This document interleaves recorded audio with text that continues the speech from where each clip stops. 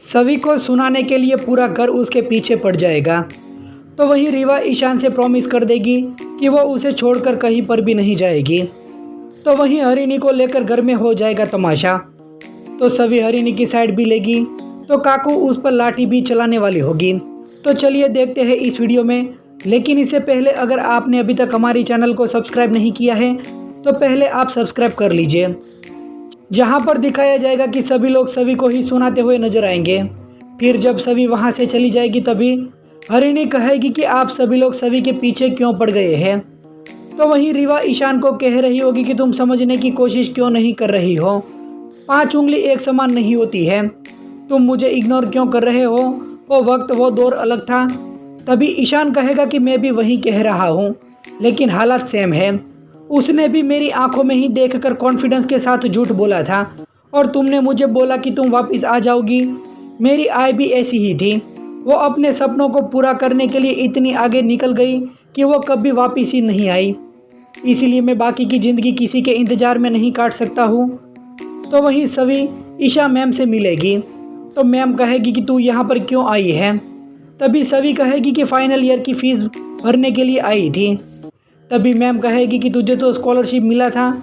तो सभी कहेगी कि मैं अब वहाँ पर नहीं जा पाऊँगी क्योंकि 3 दिन बाद मेरी शादी है। तभी मैम कहेगी कि क्या वो लोग तुझे पढ़ाई करने देंगे, तुमने उनसे बात की है। तभी सभी कहेगी कि हाँ, उसने झूठ मूठ का हाँ बोला है, आपने मुझे कहा था बात करने के लिए तो मैं वहाँ पर बात करने के लिए गई थी, लेकिन दरवाजे पर मैंने उनकी बातें सुन ली थी। उनका तो कोई भी इरादा नहीं है कि वो मुझसे परमिशन दे कि मैं पढ़ाई करूं, वो तो बस शादी हो जाए इसलिए वो झूठ मूठ का बोल रहे हैं। और उनकी तो पूरी की पूरी प्लानिंग भी है कि 1 साल के अंदर उसे बच्चा भी चाहिए ताकि कोई करियर और कोई पढ़ाई कुछ भी ना हो। तभी वहाँ पर दूसरी मैम भी आएगी और कहेगी कि सभी तुम शादी कर रही हो। तभी सभी कहेगी कि हाँ, और अभी तक कार्ड छपे नहीं है, जब आ जाएंगे तब मैं आपको डेफिनेटली दूंगी। तभी वो मैम पूछेगी कि वो लड़के का नाम क्या है। तभी सभी बताएगी कि समर्थ लाडकर वो फैमिली बिजनेस संभालता है। तो ये नाम सुनकर मैम चौंक जाएगी। फिर सभी कहेगी कि क्या आप उन्हें जानती है। तब वो ना बोल देगी कि मैं नहीं जानती। फिर सभी कहेगी कि मैं चलती हूँ, वो कहकर वहाँ से चली जाएगी। तभी ईशा मैम वही मैम को पूछेगी कि वो लड़के को आप जानते हैं। तभी वो मैम कहेगी कि ईशा मैम मैं आपसे क्या छुपाना, मैं उस लड़के को जानती हूँ, मेरी बहन की बेटी है, उसके साथ इस समर्थ लाडकर ने बहुत ही बदतमीजी की। काफ़ी पैसा वाला है लेकिन ना ही कैरेक्टर अच्छा है ना ही उसकी फैमिली, पता नहीं सभी इस चक्कर में कैसे आ गई। बाद में वो मैम भी वहाँ से चली जाएगी। तो वहीं ईशान रीवा को कह रहा होगा कि मैं तेरी उलझन दूर कर देता हूँ, तुम्हें लंदन जाना चाहिए क्योंकि तुम्हारी आय कितनी ज़्यादा एक्साइटेड थी। और बात भी सही है, तुम्हारे सपने हैं जो तुम्हें पूरा करने चाहिए। और रही बात मेरी, तो मैं कुछ सोचता हूँ पर यह दर्द तो मैं पहले भी सह चुका हूँ। और रात को जब मैं सोता था तब मैं यही सोचता था कि सुबह मेरी आंखें ही ना खुलें। तभी रीवा कहेगी कि तुम ऐसा मत बोलो और मैं कहीं पर भी नहीं जाऊँगी। तो ईशान कहेगा कि तुम ऐसा मत बोलो क्योंकि मैंने तुम्हें जो बुरा फील कराया उसके लिए भी सॉरी, लेकिन तुम अपने सपने को पूरा करो और अपने आय के सपने को पूरा करो। और मैंने भी सपने देखे थे तुम्हारे साथ कि मैं तुम्हारे साथ खूबसूरत दुनिया बनाई जहाँ पर हम दोनों एक दूसरे की ताकत है। दुनिया में कोई भी मुश्किलें आए तो हम दोनों मिलकर वो मुश्किलें का सामना करें। लेकिन कई बार सपने सच होते हैं तो कई बार नहीं भी होते हैं। किसी को खोने का गम मैंने पहले भी बर्दाश्त किया है, अब भी कर लूँगा। तभी रीवा कहेगी कि मेरी दुनिया तुम ही हो, मैं तुम्हारे साथ ही जीना चाहती हूँ और तुम ही मेरी ज़िंदगी हो। तभी ईशान कहेगा कि तुम्हें दबाव में तो ये सारी चीज़ें तो नहीं बोल रही हो और तुम जाओ और अपने सपने को पूरा करो। तभी रीवा कहेगी कि ये सपना मम्मा का और बहन का था, लेकिन मेरा सपना तो तुम हो। तो ईशान कहेगा कि क्या तुम सच कह रही हो। तो रीवा कहेगी कि मैं प्रॉमिस करती हूँ कि मैं तुम्हें छोड़कर कहीं पर भी नहीं जाऊँगी, हमेशा तुम्हारे साथ ही रहूँगी। तो ईशान कहेगा कि अगर तुम मुझे प्रॉमिस करती हो तो मैं भी तुम्हें प्रॉमिस करता हूँ कि मैं दुनिया की सारी खुशियाँ तुम्हारे कदमों में ला कर दूँगा और तुम यहाँ पर आराम से रहकर अपनी PhD कंप्लीट करो। यहाँ पर तुम रहोगी तो हम दिन रात एक साथ भी रह पाएंगे और मैं कभी भी तुम्हारी आंखों में आंसू भी नहीं आने दूँगा।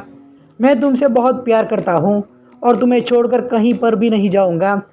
तभी रीवा कहेगी कि मैं भी तुझे छोड़कर कहीं भी नहीं जाऊंगी। फिर रीवा कहेगी कि मुझे अभी मुंबई जाना होगा और मॉम डैड को समझाना होगा और उसे समझाना भी बहुत टफ है। तो ईशान कहेगा कि तुम लौट कर तो आओगी ना। तो रीवा कहेगी कि तुम्हें भरोसा है। तो ईशान कहेगा कि खुद से भी ज़्यादा। फिर दोनों एक दूसरे को गले से लगा लेंगे। वहीं दूसरी तरफ दिखाया जाएगा कि हरिणी को लेकर विनू और काकू दोनों उन पर चिल्ला रहे होंगे कि तुम ही गलत थी, किरण सही था। और ये भी कहेगा कि शादी के बाद तुम बॉयफ्रेंड से बात करती हो तो कोई यही करेगा ना। तभी सवी कहेगी कि आप क्या बकवास कर रहे हैं दादा, किरण जीजू ने जो भी किया वो गलत नहीं था क्या? उसको ताई पर हाथ उठाने का हक किसने दिया? वो उनकी नीयत में खोट है और फिर भी ताई पर हाथ उठाया। तभी काकू सवी को कहेगी कि तुम हर बात में बीच में पड़ने की ज़रूरत नहीं है। तभी सवी कहेगी कि मेरी ताई की ज़िंदगी का सवाल है और मैं कुछ भी ना बोलूं। जब आपने ताई की शादी करवाई थी तब मैं छोटी थी, तब मैं कुछ भी नहीं बोल पाई, लेकिन तब भी मुझे सब कुछ समझ में आ रहा था कि जो भी हो रहा है वो गलत हुआ। ताई संजय से प्यार करती थी और दोनों एक दूसरे से खुश थे, लेकिन आपको वो लड़का पसंद नहीं आया क्योंकि वो गरीब था, इसलिए आपने ताई की शादी ज़बरदस्ती करवा दी और आपकी गलती की सज़ा ताई अब तक भुगत रही है। और मैं आपको बहुत अच्छे से जानती हूँ, ना ही आप बदली है और ना ही आपकी ये हरकतें बदली है। आपकी हरकत की वजह से ताई की मानसिक संतुलन भी बिगड़ गया था और आपने हमेशा से ही घर की लड़कियों के तौर तरीकों पर ही सवाल किया है और आप मुझसे पूछ रही है कि मुझे कुछ भी नहीं पता है। तभी काकू कहेगी कि मैंने कभी भी इस घर की लड़कियों के साथ जोर ज़बरदस्ती नहीं की है, उल्टा इस घर की लड़कियों ने मुझे शर्मिंदा किया है। अगर तुमने अभी तेरी बकवास बंद नहीं की तो मैं तुम्हें वो कहकर लाठी मारने जाएगी। तभी अश्विनी पकड़ लेगी और कहेगी कि अब बस कीजिए, अब और नहीं। वहीं आने वाले एपिसोड में सवी और ईशान दोनों अपने अपने शादी के कार्ड को फाड़ते हुए भी नजर आएंगे। तो दोस्तों, आप आने वाले ट्विस्ट को देखने के लिए कितनी ज़्यादा एक्साइटेड है, आप हमें कमेंट करके ज़रूर बताइए।